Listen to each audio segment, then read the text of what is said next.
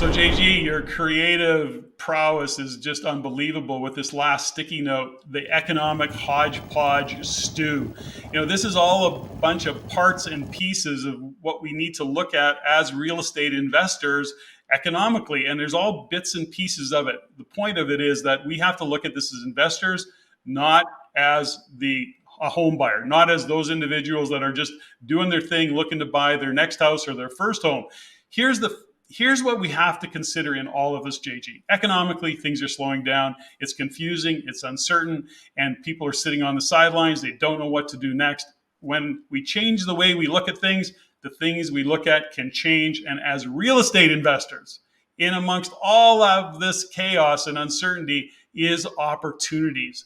And let's go back to one fundamental, which we'll talk about, which is rental demand is going to continue to increase just from immigration alone, let alone affordability.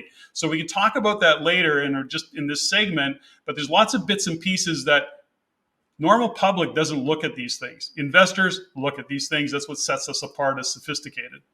The hodgepodge stew is just like a stew. That's why we called it this. That's why I called it the hodgepodge stew, Patrick. It's because, when you're making a stew, you're putting stuff in there and you're thinking, I don't know how this is all going to come together. But at the end, if you've done your job right, you just have this beautiful meal and everything aligns. But when you're kind of preparing it, it's kind of a little messy.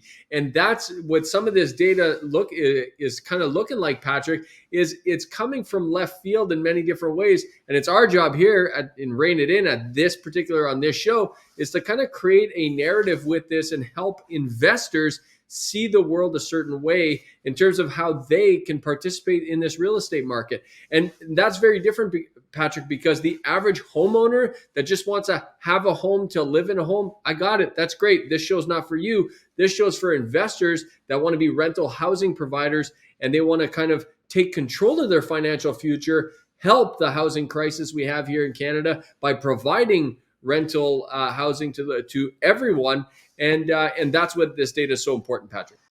Well, it's interesting too that, when we look at this, and I want to just share this, is that, again, I've said before, I watch a couple of talking heads that are talking about this housing bubble and it's going to crash. And I just listened to one of them the other day that's saying Calgary is so out of sync. People are just being fools.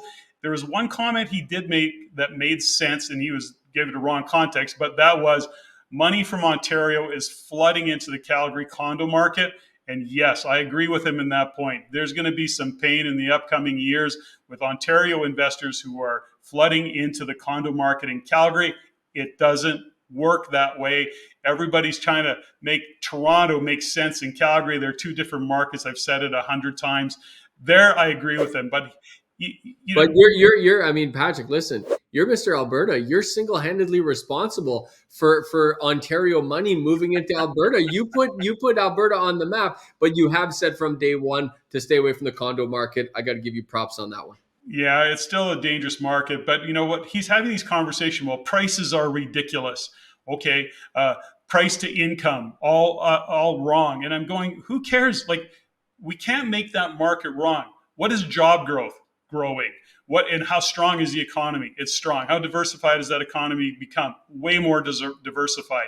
So when we look at the kind of economic fundamentals that drive real estate, none of that is discussed in the retail market for home buyers. They're only looking at how much does a house cost?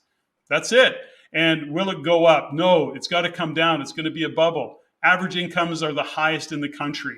Job rates are very, very strong, and the economy remains very strong. Infrastructure in Calgary remains very strong. Patrick, this economic hodgepodge segment is turning into another Alberta, Mr. Alberta segment. I purposely didn't have a Mr. Alberta segment. Okay, fine.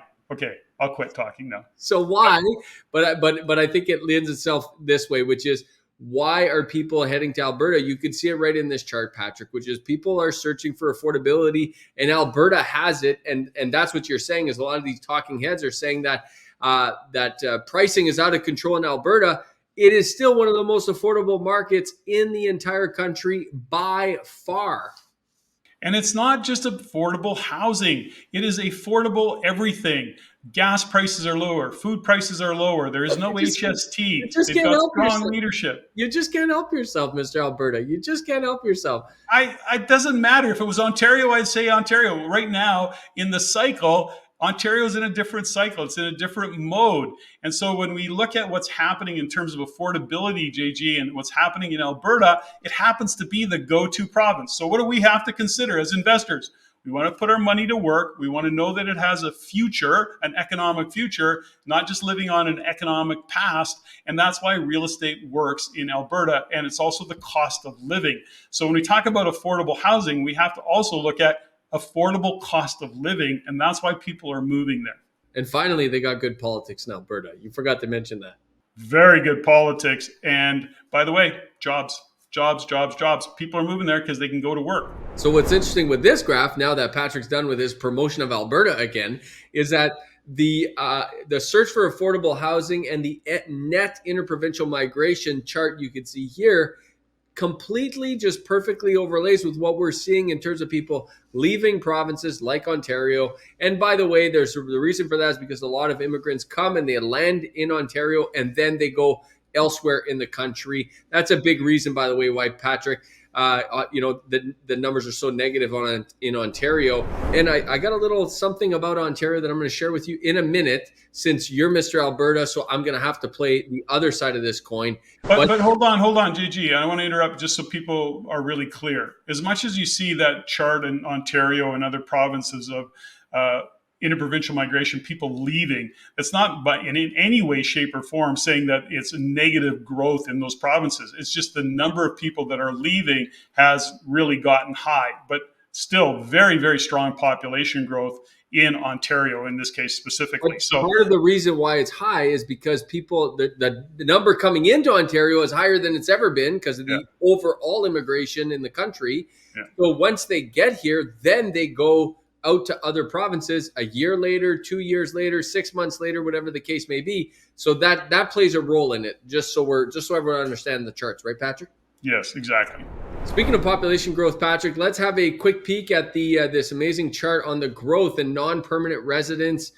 This is a 4-quarter rolling total. Man, this chart just shows the growth. It's astronomical. And what I really like is just this chart goes really far back to 1975. And I also like to see, just again, to understand the data, I like to see the negative periods. You can see there's a period there between the early 1990s to the early 2000s.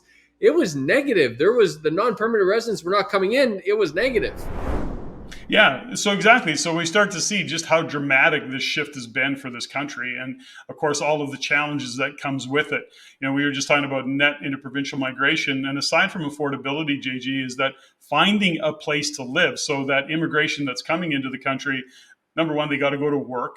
And secondly, they have to have a place to live. And then when you look at some areas in Toronto, or I don't want to say in Toronto, in Ontario, like Toronto, there's just a lack of places to live, number one. Number two is the affordability side of it. So we got all of these people coming into this country, which are non-permanent at this point. But here's the truth for it. If for us as investors, we're looking at it, we want to be the rental housing providers for that cohort, for that immigration. So give us this chart here, Patrick. We're looking at actually Canada versus BC, Alberta, Ontario, Quebec, as it relates to sales, new listings, active inventory, and house prices. And you can see, as we always say, real estate is regional. It's not even provincial, by the way. It goes way more detailed than that. But in this show, we'll cover some regionality of the provinces. Interesting how this chart is showing the different provinces and how they operate. Well, I think there's no surprises when you look at this chart and you start to look at what's happening in Ontario. It is really the most expensive market. And I realize that there's a qualifier with what's happening in some parts of British Columbia, specifically Vancouver. But when you look at what's happening in Ontario and the slowdown and some of the sales coming off in terms of prices, it's not really surprising given it was the highest growth market. And a lot of that goes back to what we were just talking about, which is population growth. So now all of a sudden that market that was driving up, we've got a whole different set of issues. And there's so many little things that are really impacting this market in terms of a slowdown of sales, slowdown of prices, not the least of which is what was happening in the pre-built kind of space, not just condos, but even homes where people ordered, or well, I say they ordered, but they bought houses to be built, and now they're coming due. And guess what? The houses aren't worth what they were when they bought them. Interest rates have, tripled and quadrupled given what they thought they were going to pay for an interest rate. People are actually walking away. So sales and everything is a real mess in parts of Ontario. And a lot of that has to do with the pre-built market, especially in the condo market. And a lot of the buying that was going on was in the anticipation of assigning those deals, as we know. A lot of that is just coming off the rails. So given the size of that Ontario market, given what was happening back in 2021, 2022, it's not surprising that this has come off, but it's really showing up in big numbers. Now, here's another chart, Patrick, on the 3-month change in house prices. Again, you can see the different regions there. Now, for people watching this show, if you want to really get up to the minute or up to the hour, I should say, data, then you should go to di-vault.com, di-vault.com, and get access to that artificially intelligent platform, which actually the data there is updated every single hour. And this is a good indication, Patrick, of this is July through October data, which is just coming to fruition now. That's 8 weeks old, Patrick. This data is almost, 4 weeks old. This data is a month old and it's just starting now to get people that use platforms like DI Vault, and I highly recommend DI Vault. That's the one I use. That's the one Patrick uses. We have up to the hour pricing. I had this data, from July all the way to October. I didn't have to wait a month for this to come out. Well, we got to embrace technology, that's for sure. That's coming at us. We may as well get ahead of that wave, which is happening in terms of technology. As investors, it's our job. It really owe it to ourselves and our portfolios to stay ahead and get the most up-to-date data so that we can make decisions. And this is what's happening right now, JG. And again, as we look across the market, you and I are seeing it, the uncertainty and what's happening in the housing market. If you're a retail buyer, it's a problem. And you can really have some sleepless nights. If you're an investor that they're seeing opportunities, there's lots of opportunities to be had. And, these are just what happens in these kind of economic conditions. So this is an interesting chart, JG, that we have to at least be aware of. And that is, the good news is that there is a lot more rental inventory coming on, and it's starting to build. So that's good news. Some are concerned. Some would actually say that we got to pay attention to this, because if at some point immigration rolls back, we could in fact have overbuilt conditions. It's interesting about this is that I've talked about it in the past, is that's what happened in Edmonton back in, I think, about 2005, 2006, big boom of economically, a lot of people moving into the city. Everybody got on the condo bandwagon and was building condos, and they overbuilt. Well, they had huge projects being built, and that then fell flat. So what do they do with all those condos? They turned them into rental units. It's all to say this, is that there is some fear of that happening in different regions, that now they've got all of these rental units coming on board. But I think given just the sheer volume of people moving into this country, they're never going to keep up in that regard on the rental side of things. But I think it's something to pay attention to in specific cities. I totally agree, Patrick. Definitely something to keep an eye on. And if you see the immigration trends reverse, definitely I would start asking myself those questions, because this is something that's actually not very prominent. Doesn't happen very often in Canada because we're so bureaucratically tied to and just locked,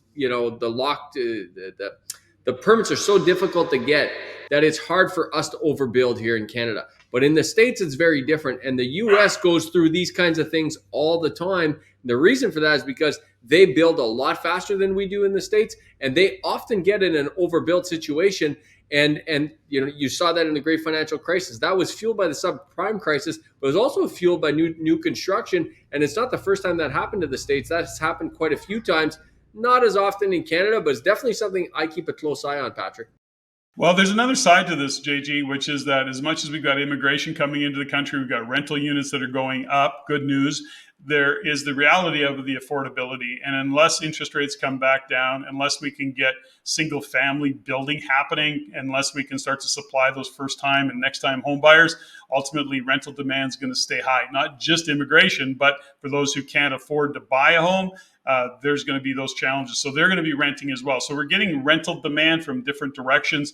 And then to some, arguably, I guess there is certainly a cohort of millennials or whatever cohort that is that are going, no, I don't want to own, I don't want to have the debt, I don't even want to have a car. So these are things that are shifting in, I guess, who we are societal as a country is, what are people doing in terms of what they want. So demand, I think rental demand, this is a low risk thing, but it's in specific cities you have to pay attention to it. If you like what you learned here, go to the description below and subscribe for our free Insiders newsletter, where you can also stay up to date for our upcoming events and our courses.